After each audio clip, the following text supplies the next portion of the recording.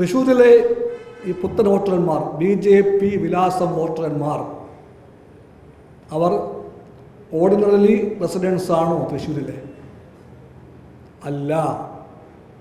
അല്ല. തൃശ്ശൂരിലെ അന്നത്തെ BJP സ്ഥാനാർത്ഥിയുടെ ഡ്രൈവർ ഇവിടുത്തെ ഒരു സ്ഥിരം സിറ്റിസനാണ്. തൃശ്ശൂരിലെ BJP സ്ഥാനാർത്ഥിയുടെ ഭാര്യ ഇവിടുത്തെ സ്ഥിരം താമസക്കാരിയാണ്. അന്ന് തൃശ്ശൂരിലെ BJP സ്ഥാനാർത്ഥിയുടെ സഹോദരൻ തൃശ്ശൂരിലെ സ്ഥിരം താമസക്കാരനാണ്. അതുപോലെ പല സ്ഥലങ്ങളിലും ആരാണെന്ന് ഫ്ലാറ്റിലെ ഒരാൾക്കും അറിയാൻ വയ്യാത്ത എത്രയോ പേരെ ഇവിടെ കൊണ്ടുവന്ന് BJP വോട്ടർമാരാക്കി. അങ്ങനെ മാറ്റുവാൻ വേണ്ടി വ്യവസ്ഥകളിൽ ഇഷ്ടംപോലെ വെള്ളം ചേർത്തില്ലേ? പുത്തൻ വോട്ടർമാരെ ചേർക്കുമ്പോൾ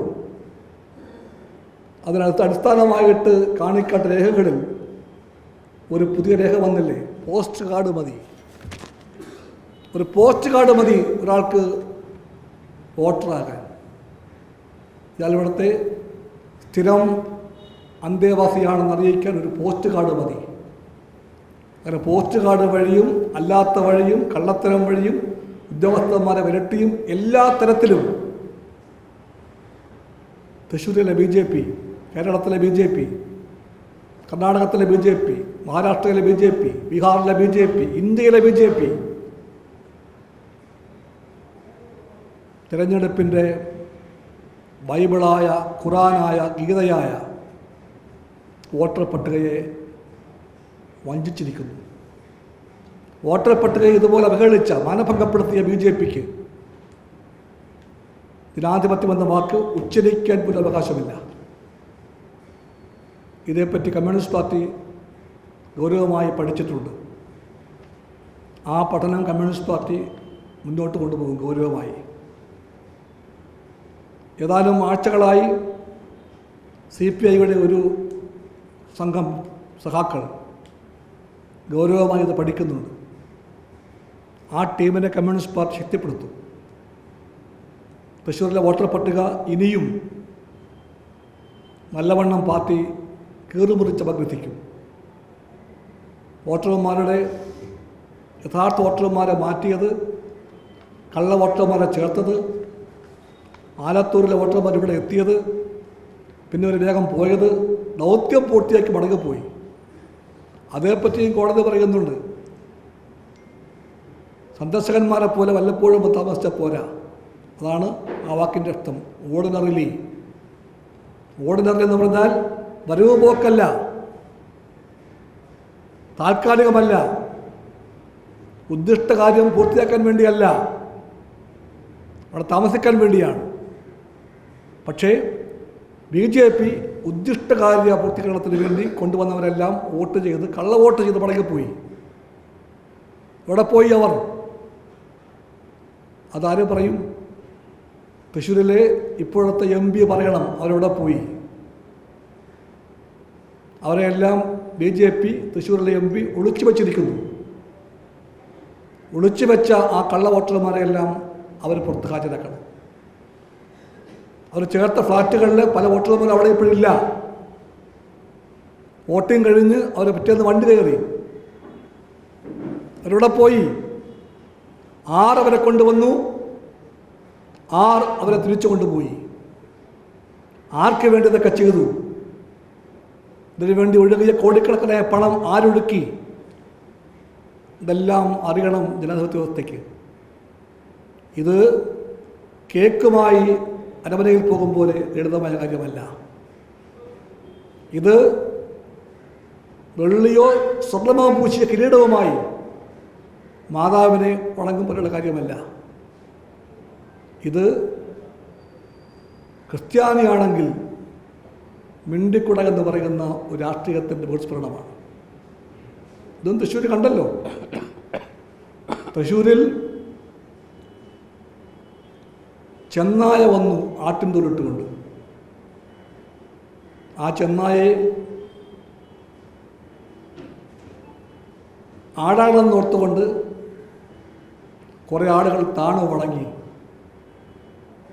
അവർക്ക് വേണ്ടി എല്ലാം ചെയ്തു കൊടുത്തു. അതിൻ്റെ ഭാഗമായി അവർ ഒരു കാര്യം മറന്നുപോയി. ഈ വേഷം മാറി വന്ന ചെന്നായാകുന്നത് ഒരു പുസ്തകം മുഖേനയാണ്. ആ പുസ്തകത്തിൻ്റെ പേര് വിചാരധാര എന്നാണ്. ആ പുസ്തകം രാജ്യത്തിലെ ആഭ്യന്തര ശത്രുക്കളെ പറ്റി പറയുന്നുണ്ട്.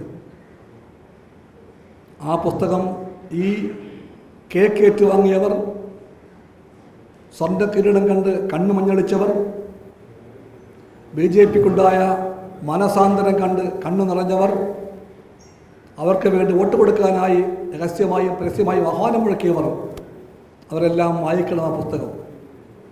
ആ പുസ്തകത്തിൽ ഇന്ത്യക്കകത്തുള്ള ശത്രുക്കളിൽ ഒന്നാം ശത്രു മുസ്ലിമാണെങ്കിൽ രണ്ടാം ശത്രുവാണ് ക്രിസ്ത്യാനി. അവരെയാണ് BJP മണിപ്പൂരിൽ, ഛത്തീസ്ഗഡിൽ, ജാർഖണ്ഡിൽ, മഹാരാഷ്ട്രയിൽ, ഒറീസയിൽ എല്ലാം വേട്ടയാടിയത്. അതുകൊണ്ടാണ് BJP RSS ചേർന്നുകൊണ്ട് ഗ്രഹാം സ്റ്റേറ്റ്സിനെ ചുട്ടുകൊന്നത്. അതുകൊണ്ടാണ് അവർ ഗ്രഹാം സ്റ്റേറ്റ്സിനെ കൊന്ന അതേ ആളുകൾ സ്റ്റാൻ സ്വാമിയെ പാർക്കിൻസൺ രോഗം പോലെ കൈവറച്ച് ഗ്ലാസ്സിലെ വെള്ളം പോലും എടുത്തു കൊടുക്കാൻ കഴിയാത്ത ആ വന്ധ്യവയോധികനായ ക്രിസ്തീയ പുരോഹിതനെ, ആദിവാസിക്ക് വേണ്ടി ജീവിതകാലം മുഴുവനും പോരാടിയ പോരാളിയെ തടവറയിലിട്ട് വെള്ളം പോലും കൊടുക്കാതെ കൊന്നുകളഞ്ഞത്. അവർക്കറിയാം ക്രിസ്ത്യാനികൾ ഇന്ത്യയുടെ ശത്രുക്കളാണെന്നറിയാം. BJPക്കാർക്ക് ക്രിസ്ത്യാനികളും മുസ്ലിമുകളും കഴിഞ്ഞേ ഉള്ളൂ. കമ്മ്യൂണിസ്റ്റുകാർ പോലും ആ ബുക്കിനകത്ത് കമ്മ്യൂണിസ്റ്റുകാർ മൂന്നാമത്തെ ശത്രുവാണ്. ഇതെല്ലാം അറിയുന്ന ചില വന്ധ്യ പുരോഹിതന്മാർ ഇനിയെങ്കിലും അവർ പാഠം പഠിക്കുമെന്ന് നിങ്ങൾ പ്രതീക്ഷിക്കുന്നു. ആരാണ് മിത്രം, ആരാണ് ശത്രു? പലവട്ടം പറയുന്നുണ്ട് ക്രിസ്തീയ സാഹിത്യം വെള്ളയടിച്ച കുഴിമാടത്തെപ്പറ്റി. ആ കുഴിമാടങ്ങളെ തിരിച്ചറിയാൻ, അതിൻ്റെ മേൽ പൂശിയ വെള്ളച്ചായം കാപട്യമാണെന്നറിയാൻ അവർക്ക് സാധിക്കുമെങ്കിൽ സന്തോഷം. നിങ്ങളവരെ കുറ്റപ്പെടുത്തുകയല്ല, പക്ഷേ നിങ്ങൾ അഭ്യർത്ഥിക്കുന്നു, ഇന്ത്യയിലെ ജനാധിപത്യ വ്യവസ്ഥയെ, മതേതര മൂല്യങ്ങളെ, മതമൈത്രിയെ എല്ലാത്തിനെയും തകർത്തെറിഞ്ഞുകൊണ്ട്